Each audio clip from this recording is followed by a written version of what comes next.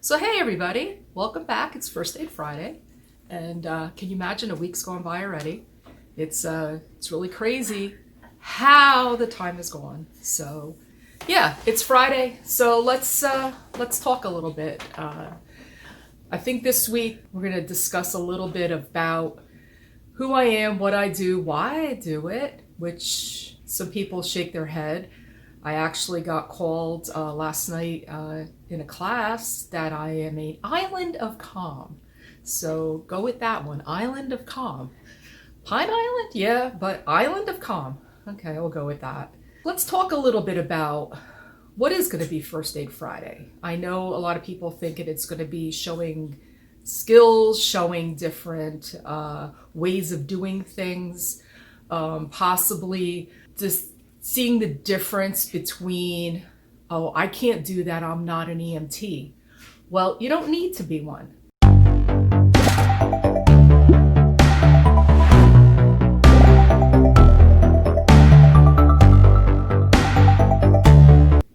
You can have skills, mad skills. I got lots of mad skills. And you can take those skills and you can apply them anywhere, anytime, in any place that you need to. So always remember, it's not a certification, it's a skill. So you can learn how to do blood pressures, you can learn how to bandage, you can learn how to splint, you can learn CPR. If you want to take the whole class, that's a certification. You are certified. But most of the things that we do in first aid are skills. And I am actually a certified lab instructor, which means I took a class to learn how to teach people their skills. A lot of that takes place in the EMT program in New York State. So a lot of this is going to be based off of New York State skills. I'm not National Registry. I thought about it. I think I might do it eventually, but the ability is there. Everybody can learn it. You can apply it, and hopefully at the end it'll come out in your favor, helping the patient or your family member, your friend. You could be anywhere, any place, anytime. You never know when a situation could arise. So with that thought, let's get back to a little bit about who I am, what I do. I have been actually in first aid and EMS world since I was 15. So that's, I think back, late 70s, and riding first calls as a 16-year-old, because I had to wait till I was 16 to ride, and getting hit with some god-awful things. And my mother was way worried, and she said, Cal, are you going to be able to do this? And I came back from a really spectacularly horrible accident, and I looked at her and I said, yeah, not a problem. It's cool. I like it. So, and I've kept up with that. Some people say that EMS are adrenaline junkies. I don't know. I don't think so much. Because I'm that island of calm. So it's kind of a oxymoron, an adrenaline junkie and an island of calm. So, but I went on. I learned. I had some great people. We were just discussing the old advanced first aid is very similar to EMT program. So back in the old advanced first aid in the late 70s, we did 100 hours of training and we learned mad skills, splinting, bandaging. I'm still good at it. And we learned from there. EMT took it a step further, hit that in 79, 80. And decided that I really liked the teaching part of it too. So I became a CPR instructor. I want to say the early 80s. I was Red Cross. I was a water safety instructor. Anything that I could get a piece of paper and learn how to do, I did. So EVOC, I trained that, which is vehicle operations. I do stop the bleed instructor, CPR instructor, AD, EMT, you name it. I even do dog CPR, so I'm an instructor for that. So I really like it, and I think that's going to be my retirement goal, is to continue teaching, continue doing these First Aid Friday things so that, I can share a little bit of what I know and maybe help you out of a bad situation. Very first encounter, my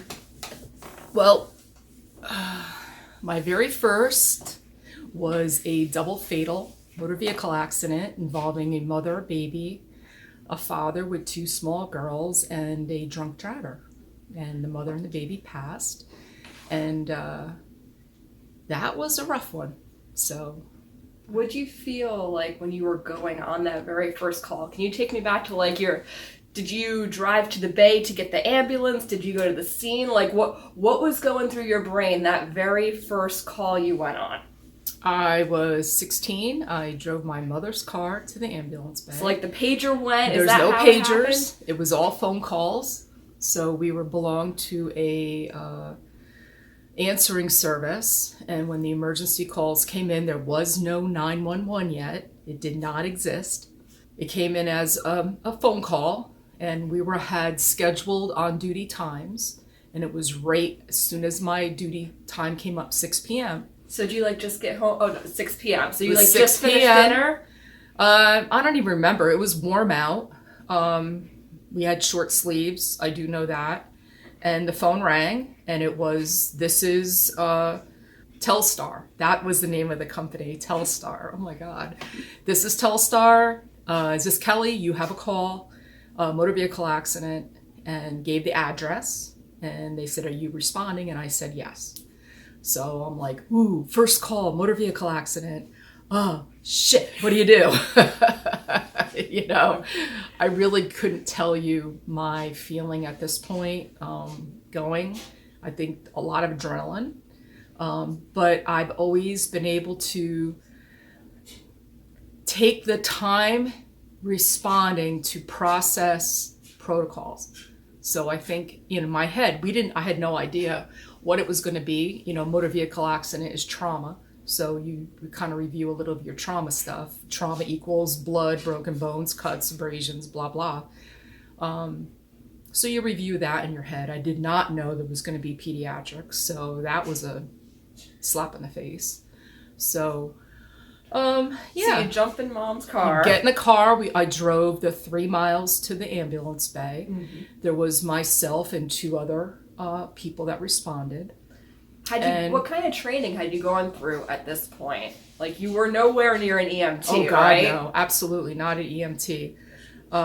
Advanced first aid and just familiarity with the ambulance, which was our old Suburban. We had an old Suburban, 4 on the floor. And we didn't really even have uniforms yet or anything. We just responded in street clothes. And jumped in the ambulance. And we all looked at each other. Yep, there was a driver, and the other girl that was with me was a year younger than I was. So you had one person who knew what they were doing. She was a driver, and 2 of us.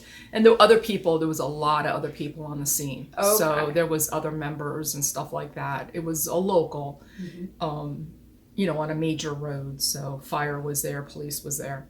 Nothing like now. I mean, it's all different now, but you get there, you see a mass of people, you see the wreck in the road, and you step out into chaos. Absolute chaos. So you have people yelling at you, you have people rushing to you with different things, you have other people grabbing you, saying over there, they need help, they do this, they do that, oh my God, and you have the crowd mentality you have to deal with. I tune it out now. I just tell people to back up and get out of my way. But back then, was it a little overwhelming? That was probably the most overwhelming part of it was, dealing with walking into this big unknown crowd, chaotic mentality of, oh my God. And we scooped and went. So back then it was throw and go, they used to call it. They still do that in a way, but you kind of do all of your skills in the back of the ambulance. You don't do it on the road. So, but yeah, that was definite chaos. And you don't have time to think. to be scared for yourself, your muscle memory kicks in, your training kicks in, you start acting, and you just go through the motions. So, and every call pretty much is that like that.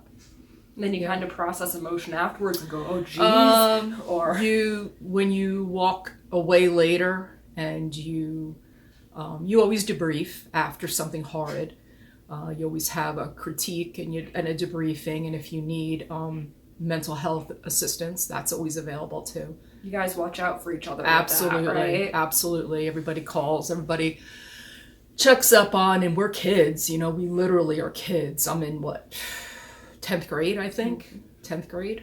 So you go to school the next day and you see it in the newspaper on the front page. You see my back, that they were already there taking pictures and stuff like that. And it's a little surreal, we don't talk about the calls other than to ourselves. It's not something, now with the HIPAA rules and all that stuff, we don't talk at all.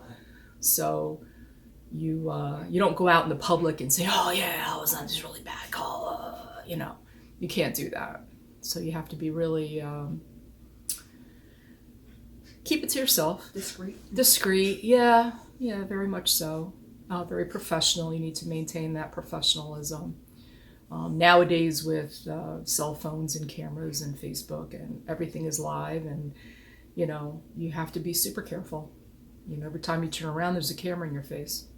So, kind of like now. You were in a bad accident as a kid, right? Yes, I was. When I was 6 years old. 6 years old. What do you remember about that? I remember the whole thing. I remember we went to the air show in Sussex, and I remember coming home, and it was in August, so it was really hot, and the windows, we had, what they call that 460 air conditioning, 4 windows down, 60 miles an hour, yeah. So, we were in the car, and we came up. My dad did stop. He looked, and the next thing I know, my mother went through the windshield. And the seat went forward. I went flying. My foot got jammed and I got crushed. My dad hitting the steering wheel and yelling. And I looked up and my mom came back out of the windshield and was flopping right next to me. And I remember seeing the blood and looking at her and going, "It's okay, Mommy, it's okay, we're okay." And my 2 brothers were next to me. No seat belts. Nobody was belted in. My brothers were standing on the seat. This is the early 60s. This is pre-seat belts, right? Oh, yeah, absolutely. And the seats folded. They flopped back and forth. They were locked like now. And I remember looking up and seeing the other man's car up in the woods, up against a pole or something, or whatever. He was against something, and it was smashed up. And I remember my dad yelling and looking at my mom and going, "Oh my God, are you all right?" And then next thing I know, there was people. There was a lot of people. And it was the neighbors and everybody that lived in that area came out to help. And we were local. We were only a couple miles from the house. So, and it was, very, very local. So they all knew. And next thing I know, there was people in white jumpsuits and white jackets that came, and my mother was bouncing on the seat because she was rocking because of the pain, because she had literally gone through the windshield. There was a hole in the windshield, and she came back, and they got her out, put her on the stretcher, and the whole time she was bouncing on that seat and my foot was stuck underneath it. And I just remember telling them, the lady reached in and she said, "Come on, let's get out." And I was like, "I can't, my foot is stuck." And had the pain registered at that point? It hurt so bad that it didn't hurt anymore. Okay. But the strangest thing I remember is going to the hospital in their ambulance. It was a Cadillac. I remember it, and it did this. So as you're going down the road, it rocks side to side. I used to drive one of those, so I know. Going to the hospital, the x-rays and all of that, and I had compression fractures and stuff in my foot. I'm 6 years old, so your bones are still kind of a little soft by then. And my mom laying there, and they kept her. And I remember my dad come in with one of the farm guys in one of the farm trucks to pick us up. And I remember sitting between Corky and my dad. His name was Corky, I remember that. And coming down the road, and we came to a stop sign, and I had to close my eyes because I was afraid that somebody was going to come and hit us again. So that was like the really trauma thing is stop signs, coming to a stop sign and like thinking we're going to get hit. But you're 6 years old and you don't know any better, but it took a while. But that's my earliest. And I used to be like, I want to be like those people in the white jackets. So, but yeah, that's an earlier memory. And after that, you encountered emergency, right? Emergency. Was that before or after you had started in EMS? Oh, emergency was way before. I was like 10 when it came out. So what was emergency? Emergency was a 1-hour show, and it was two guys who worked. They're in the fire department in LA County, California. They went to the medic program. They started a paramedic program, and they answered emergency responses and did first aid, saved lives, and did all kind of cool stuff. Was it like a drama, or was it more like a documentary? Nope, it was a drama. Okay. It was a drama. Johnny and Roy. Yep. Johnny Gage and Roy DeSoto. So emergency. For those guys out there, if you want to laugh for a quick second, Johnny and Roy are such a cornerstone of the EMS community that on the GEMS version of Monopoly, they have their own building. I actually have a picture next to their unit when I was in GEMS. GEMS is the National EMS Conference. Yeah. In, where was I? Charlotte. Mm-hmm. They had a truck, one of the trucks from emergency there. I have a picture. So that's like the EMS version of a Comic-Con right there. Pretty much. Randolph Mantooth, who played Johnny Gage, he's very prominent in the EMS world, and he does a lot of talks and stuff like that, and he comes out, and a lot of my friends have met him. That's cool. Yeah, it's way cool. Yeah. That's really cool. Yeah. So you were in this accident as a kid, and you were like, oh my God, I want to be like one of these people. And then you encounter Emergency, the TV show. And now, like when you're a kid, you just have kid impressions. But now you're starting to see a little bit more because you're like, what, 10 you said? Yeah, 71, 2. Okay, so yeah, you're like kind of 11, 12, somewhere in that range.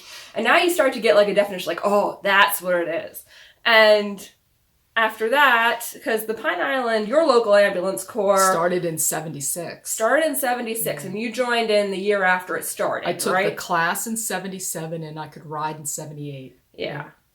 So this is like, it comes down to, a lot of people will talk about having a calling to their life. That they serve, they have this big purpose, and that's like, they just know that this is what they are meant to do. Do you feel that way about you? It's a definite draw. You definitely are in tune to that kind of a response, that anything with that nature kind of draws your attention. I hear sirens and I'm the one that has to look and what is it. I have radio ears, so I can hear stuff on the radio that other people don't pick up, so you don't pick anything up. So I watch stuff on TV and I shake my head and I'm like, what the hell are they doing? Or like, oh, that's a cool skill. I got to remember that one. That's a neat trick. There was one movie we watched recently where we're sitting there on the couch going, they call that CPR. I don't remember what movie it was though. I don't know. I don't remember either, but that's not how you bandage that. You do stuff because you love it. Why does everybody want to be a fireman? Why do you want to be a policeman? You want to be a helper. And what does everybody always say? When you're in a group full of people, you always look for the helper. Mm-hmm. You look for the person who's there to help. So it gives people a sense of security, calmness, the calm. There's the calm again. The island of calm. You got to give some context for this island of calm. What were you doing that you got called an island of calm?